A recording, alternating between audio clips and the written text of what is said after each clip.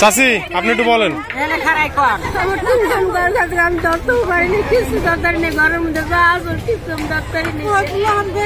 তিনটা ঘর গেছে না? মালামাল সব ওখানে ছিল।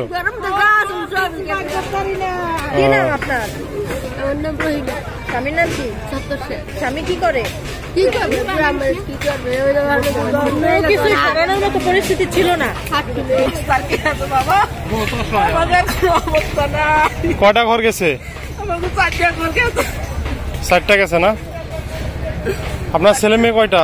আমার একটা ছেলে আছে মনে করেন বিক্রমপুর, তাই?